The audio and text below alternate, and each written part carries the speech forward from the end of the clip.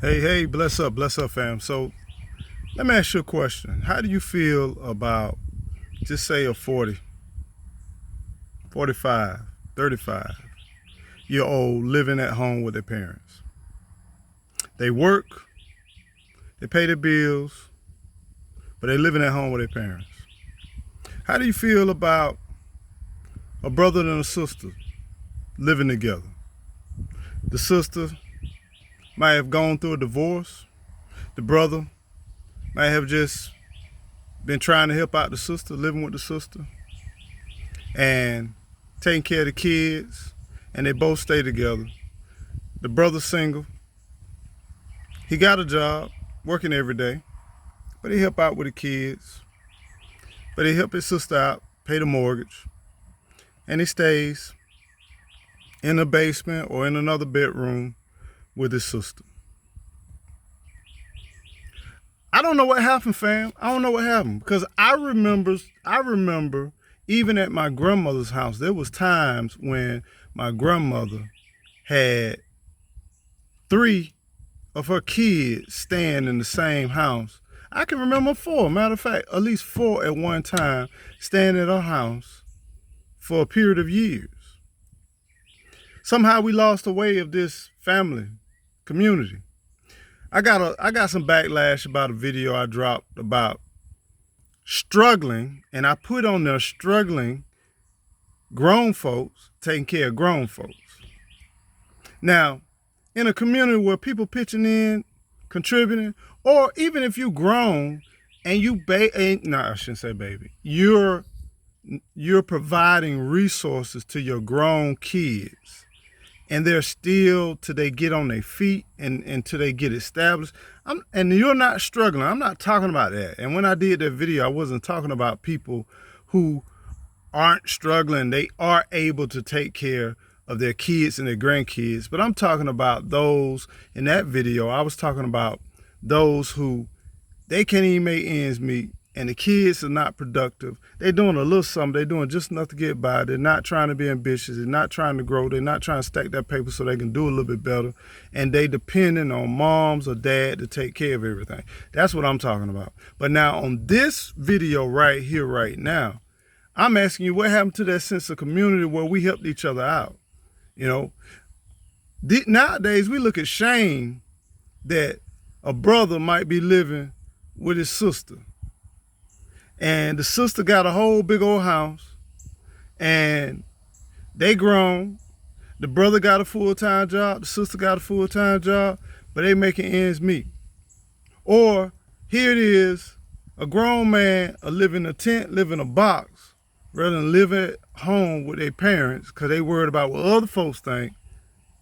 He or she working at a job full-time, but because of the high price in housing, on one income, either the man or woman cannot provide a mortgage or rent, or can't afford it. But because of pride and because of what other people feel, or because societal viewpoints say he's a bum, he's living at home with his mom, but he's still working full time. He developing his career. He contributes to the household. He take care of everything. But why in the world do you want to sink a bunch of money into an apartment, into something that belongs to somebody else, when mama just maybe need 5-6 years on her mortgage, and you could go ahead and help her out and finish that mortgage and go ahead and make it great and let her decorate the way she wants, give us a little flexibility, some freedom to be able to maybe travel a little bit because she's older now and she want to just live her life because she provided for everybody else. But we look down on that young man or that young woman because they staying home with their parents, even though they could barely afford to make ends meet if they did it on their own. But you feeding somebody else richness instead of sucking that junk up, combining your resources with maybe a family member, maybe a friend, and somebody gonna own it, gonna stay in the family. In most cases with the parents, after the parents is gone, guess who's gonna have that home? Guess who's gonna have it? Gonna be that sibling, that child. You know what I'm saying? So we better get ready with the inflation, the job market, with everything keep rising.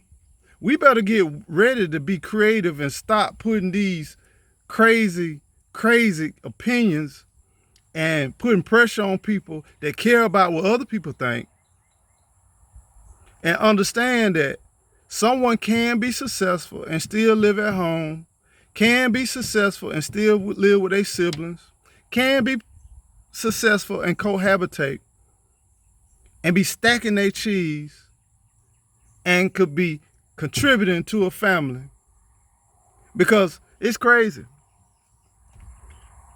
Here it is, people out here struggling, and if they could just suck up a little pride and then they combine their resources and then look for something far greater and far better, they could be living a hell of a lot better than what they're living right now. But that pride, I ain't finna go stay home. I ain't finna do that. I ain't finna reboot.